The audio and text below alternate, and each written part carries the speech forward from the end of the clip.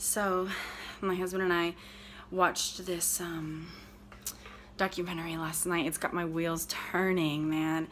It was The Minimalist. It's on Netflix right now. Some of you have probably already watched it or seen the title and wondered, what is that? It was pretty interesting. It's a couple of guys doing a book tour about their book, about being minimalists. And from what I gathered, they didn't give much information. Obviously, they want you to buy their book, much practical advice. But they showed several families that are minimalists, and all their houses are absolutely gorgeous. It's like, this is a documentary about minimalism, yet I see your house and I want because gorgeous wood floors, gorgeous freshly painted walls, beautiful artwork, just minimal, like not a bunch of stuff, but everything that they do have is like gorgeous. So I thought that was funny. It's like, I have this much, but it costs the same as all the stuff you have. So that was interesting, but that's not the point. The point is really good, actually. Like, I love the message. And it's really interesting because I feel like mentally I'm already a minimalist. I feel like I've always been. It's part of like my personality. That doesn't mean I don't have a lot of stuff. That means everything I have plays a part in my life, and if it doesn't, I throw it away. I have always been a purger. I am not one to hang on to stuff that I don't use or need. So I naturally have the least amount of stuff in my marriage compared to me and Hector, and I get rid of stuff and throw stuff away as I'm done with it, and everything has a place and a purpose, and if it doesn't have a place, it's usually in the trash. I've done this since I was a kid, so this isn't like something that's gonna change my life. It's kind of like already in my personality. It did make me think about even more so, like, I want less, So I did go through some junk drawers, which we all have, right? And even in my minimalist junk drawer, I still had a bunch of stuff that I threw out. So it was pretty awesome. So I threw out a bunch of things in my junk drawer, and I purged my kitchen, and I purged my closet before Christmas, as well as the school closet and the other random closet before Christmas. What else did I purge? We went through the spare room, the crazy like overflow room, and purged and organized everything. So that was nice and exciting. But you look at the houses that they have as examples, and they don't tell you like, to be a minimalist you need to only have this. They tell you that what you do have should bring some sort of value to your life. And that's what I think for us. Like, I know that I don't need that green plant behind me. Of course not. Why do I need that? But I will be honest, it does add value to my life, because when I look into my living room, I like the loveliness that I've created in my living room, and I think that's something that God's put in our hearts and our souls, to want to make things lovely, especially as women. I don't need these curtains. I don't need 2 sofas. I don't need a coffee table. But man, when we have small group here and our house is exploding with people that we love from church, where are they going to put their cups? And where are they going to sit? Sure, they can sit on the floor, but isn't it nice to provide a sofa? So these things add value to our lives, even though we don't need them. They are a blessing, and they do play a role, an active role, a daily use in our life. If I lived by myself and had no visitors ever, then sure, 1 sofa is all I need, or even less, But I sure do like throwing myself on the sofa with a book, So that adds value to my life. So there's a personal, I guess, analysis that you have to make with your stuff. That's why I'm glad that it didn't give a list, like, if you're a minimalist, you have to only have these things.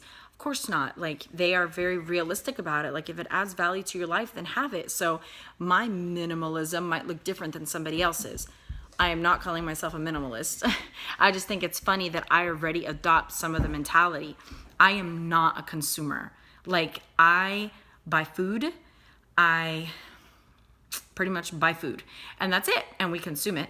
But like, I don't go to the stores. I just don't like them. I don't like the feeling they give me. I leave discontent and wanting instead of satisfied and thankful at home. And when I take my kids, I see the same thing. I want that, I want that, I want that. Well, we can't have it. So let's leave discontent. Like I just don't like going to the stores, especially with my kids. And when I do, I like to go with a very specific purpose. I am going for this thing. I am going to look for that thing. And if I don't find it, I am out of here. Because then you get caught up in the, oh, I don't have that. I do need that too. And I need that. Ooh, and I need that too, and that, and that, and that. And then you leave discontent because you can't have it all. Or irresponsibly giving in and getting it all and then making yourself financially, stumped for the month. So it's really good, to think about those things. I definitely know the documentary mentioned this, and this isn't new to us, but it was good just to remember it and to hear it together and watch it together. Like our kids are watching us. They're watching how we handle money. They're watching how we handle stuff, material things. They're watching if we save responsibly and then go get things, or if we just say, oh, I want this thing and go get it. They're watching how we value our stuff and our things. And I want to, I know we only have so much control and influence in how they think about all those things. They're going to have to work through that stuff on their own and go through all that on their own as they grow up and mature and think and consider all these things.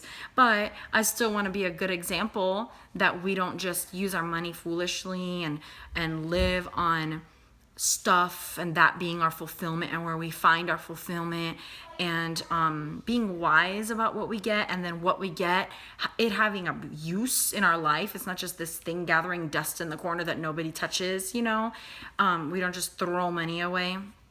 So I want them to see that, but then I also want them to see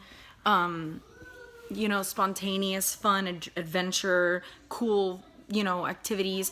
But usually when we do those things, we're such riggers. Like we rig everything. There's a really expensive way to do something, and there's a super dirt cheap way to do it. And we usually go the dirt cheap route when we're doing some crazy fun, adventurous experiment, and that's fun too, because they get to experience it and we don't have to spend a bunch of money, So you should check it out. It's not like the most eye-opening thing I've ever seen or anything like that, but it's good food for thought.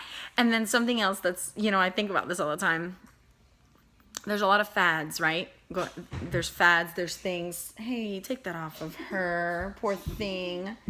There's a lot of fads, and minimalism is definitely a movement, they're calling it, but it's really just a fad, right? Like the tiny houses, and it might last for a while. The organic movement, the essential oils movement, all these things are fads. Some people might adopt these fads and stick with them till they die. And some people might do them for the next 10 years and then find themselves in 30 years looking back and saying, how interesting. Remember we did that for 10 years, 20 years ago? I always think about that. I'm like, okay, I've been milling my grain for 5 years. I've been making my bread for 7. Am I doing this forever? Or is this just this thing that I'm doing in my 30s, and when I'm 50, I'm going to say, I remember when I used to mill my grain. Like, I wonder, and yeah, it's just funny to think, like, if this is the life we're leading now, is this what we're doing forever? Or is this just something we did for a while at some point in our life? So same thing with these guys that wrote this book. Are they going to be minimalist forever? Are the people that are going to be inspired to become minimalist from their book going to be minimalist forever? Or are they going to go back to their old normal ways, Either way, it doesn't really matter. I think whether we have things that we love and use, or we have very, very, very little to live on, let's not get sucked into the lie that we need all these material things.